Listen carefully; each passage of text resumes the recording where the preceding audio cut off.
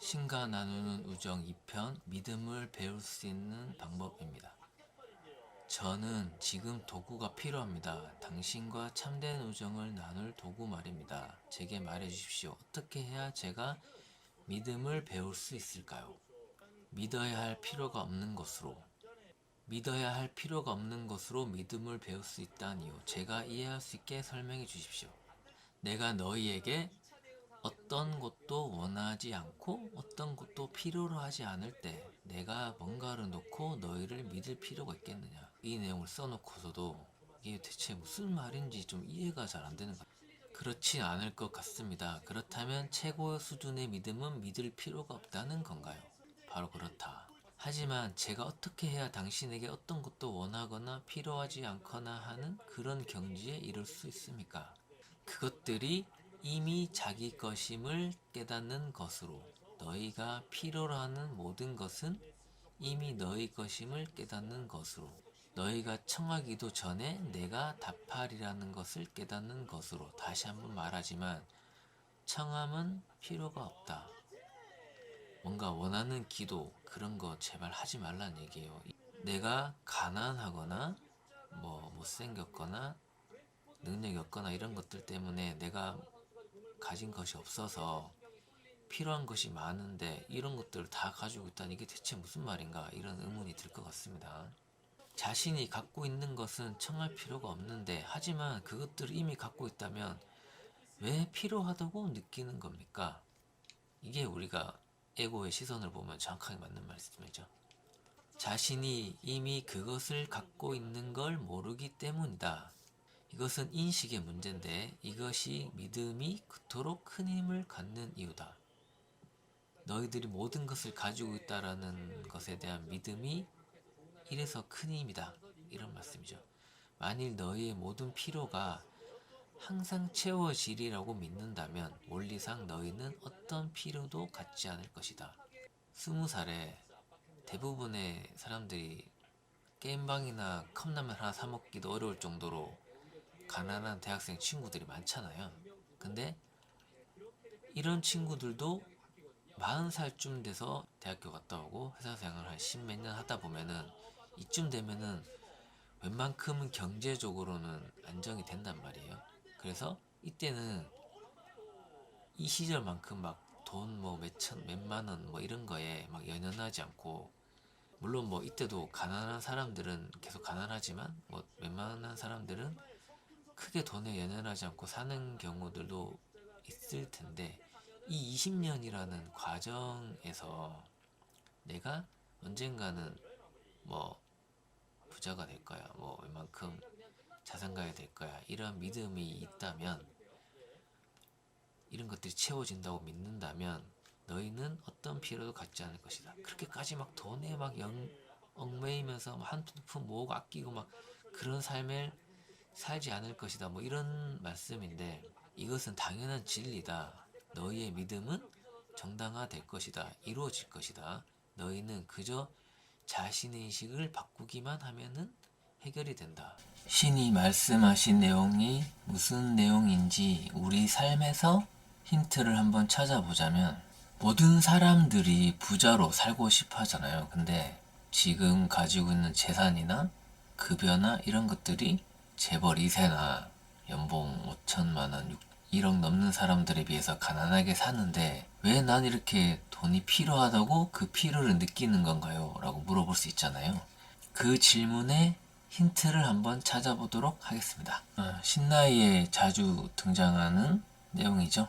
내가 돈이 없다라고 말하거나 내가 부자가 되고 싶다고 말하는 행동들은 나에게 돈이 없다라는 사실을 우주에 공표한다는 얘기가 되는 거예요. 그렇기 때문에 더 가난해질 확률이 높아집니다. 이 얘기는 신라이에 자주 나오는 내용이기 때문에 다시 한 번 더 이 부분을 상기할 필요가 있다고 생각이 돼요.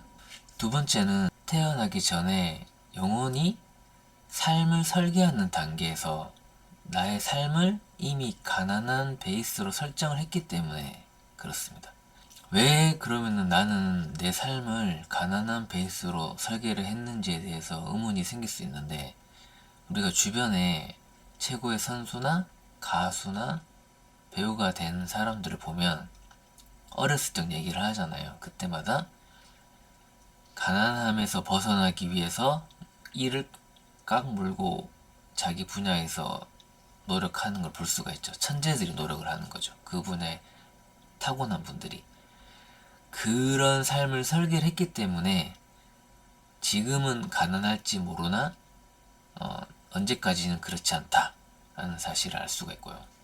세 번째는 부자의 기준 자체가 모호하기 때문입니다.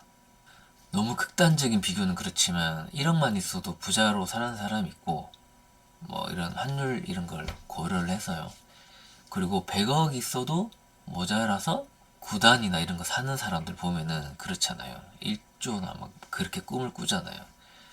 그걸로도 모자란지 가난하게 사는 사람들도 있어요. 그리고 우리 에고는 원래 태생 자체가 불안함과 공포심으로 사는 존재예요. 인간 이 몸뚱아리 자체가. 그래서 항상 돈이 있어도 매달 벌어도 불안하고 걱정하는 삶을 살 수밖에 없는 존재거든요. 근데 영혼의 기준으로 우리가 상상할 수 없는 레벨의 차원에 있는 신이 봤을 때는 우리가 이미 충분히 갖고 있고 먹고 살 걱정을 할 필요는 없는 존재다. 그런 상황으로 보일 가능성이 매우 높다고 생각됩니다.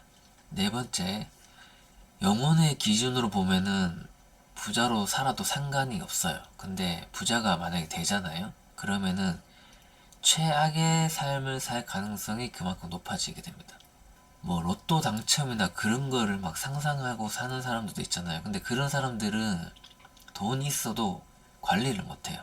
재테크라든가 투자라든가 이런 개념이 없어가지고 있어봤자 관리도 못하고, 또 에고 세상에서는 돈을 많이 갖게 되면 그만큼 많은 것을 잃게 될 가능성이 또 높아지게 됩니다. 주변에 친구들이 없게 되고요. 감사함을 잃게 되고요. 그러면은 그만큼 신과 멀어지게 되는 거예요. 그리고 교만해지고 나태해지고 남들을 무시하게 되고 이런 것들이 생길 가능성이 그만큼 높아지기 때문에 영혼의 기준으로는 최악의 삶을 살 가능성이 높아진다. 그러면은 신이 과연 부자가 되는 삶을 우리에게 주는 것이 과연 좋은 것인가를 한번 생각해 봐야 될 문제라고 생각됩니다. 우리가 살면서 믿는다라는 얘기를 쉽게 하고 살잖아요. 근데 이 믿는다라는 얘기가 성경에서도 뭐 믿음에 대한 얘기가 나오고 신화에서도 많이 나오긴 하는데, 이 믿는다는 얘기가 어떤 숨은 의미를 갖는지 또는 명가암이 있는지를 살펴보면, 친구에게 돈을 빌려준 일이 있잖아요. 그럴 때마다 나는 너가 돈을 갚는다라고 믿습니다. 그죠? 근데 실제로는 거의 못 받고, 제가 주변의 사람들의 경험을 보면 거의 90% 이상 못 받는 것 같아요. 그 얘기는 뭐냐면, 즉 그 친구가 갚지 않을 가능성이 있다.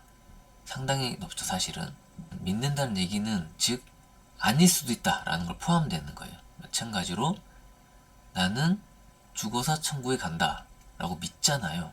근데 이 믿는다는 자체는 천국에 못 갈 수도 있고 천국이 없을 수도 있고 라는 의미를 포함하고 있다는 사실을 알 수가 있습니다.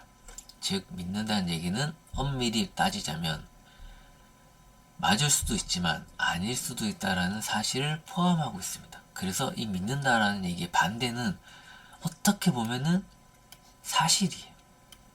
과학적인 사실들 있죠. 이런 내용들은 믿을 필요가 없습니다.